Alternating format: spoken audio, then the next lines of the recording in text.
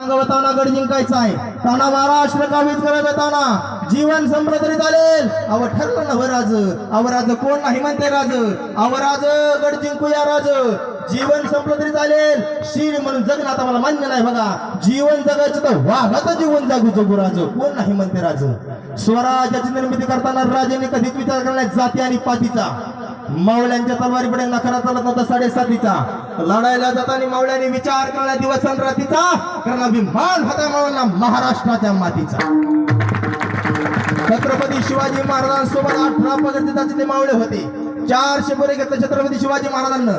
400 पोराला घेऊन छत्रपती शिवाजी महाराज राजेश्वरच्या मंदिरामध्ये गेले. प्रत्येक पोराच्या हातामध्ये बेलभांडार दिला आणि ते बेलभांडार देऊन छत्रपती शिवाजी महाराजांनी सांगितलं पुन्हा एकदा सांगतो पोरांनो ठरलं बघा पोरांनो. अरे जीवन जमलं तरी चालेल. महाराष्ट्र काबीज करायचा आहे. प्राण गेला तरी चालेल पण उचललेलं पाऊल आता मागे टाकायचं नाही. अवर राज ठरलं ना राज. अवर राज कोण नाही म्हणतंय. अवर राज उडवायची राज उडवायची. ही सुलतानी सत्ता साप उडवायची राज. कोण नाही म्हणतंय राज. एक एक एक एक मावळा वीज पडल्यासारखा करत होता. अरे साजी होता तानाजी होता बाजी होता. अरे गड माझा किल्ला माझा मावळा माझा. जगल त्या महाराष्ट्राच्या मातीसाठी आणि मरल त्या महाराष्ट्राच्या मातीसाठी असा पण शिवरायांनी केला होता. 400 पोरांना घेतला शिवाजी महाराजांनी. 400 पोर छत्रपती शिवाजी महाराजांच्या पाठीमागे उभे राहिले. हातामध्ये बेलभांडार घेतला आणि तो बेलभांडार रायरेश्वरच्या पिंडीवरती उधळून एक जय घोष केला.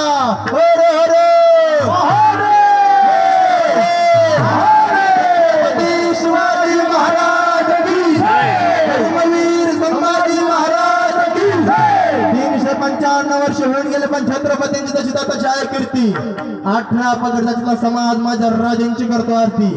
राजंगड पाहिलं तरी जणाला प्राप्त होती स्फूर्ती. आणि असा राजा महाराष्ट्रात मला पावन झाली महाराष्ट्राची धरती. ज्ञानेश्वर